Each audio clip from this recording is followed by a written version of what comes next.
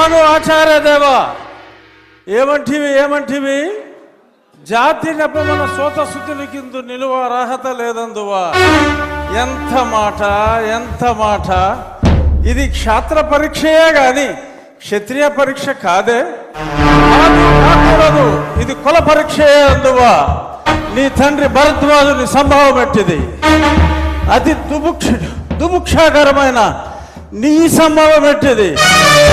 కులలో పుట్టిదివి కదయ్యా, నీదే కులము. అంతేగాక ఈ మా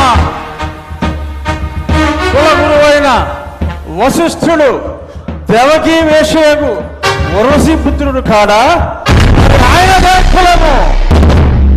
ఆయన పంచమజాతి కన్యకు అరుంధతి యందు శక్తిని, ఆ శక్తి చండాగణ యందు పరాశరుని, ఆ పరాశరుని పల్లె పడుతైన మత్స్యగంధి యందు మా తాత వ్యాసుని, ఆ వ్యాసుడు విధవరాండ్లైన మా పితామహి అంబికతో, నా తండ్రిని పితామహి అంబాలికతో, నా పినతండ్రి పాండురాజును, మా ఇంటి దాసితో ధర్మ నిర్మాణ సరుడని మీ అందరితో కీర్తించబడుతున్న ఈ విదురదేవుని కనలేదా?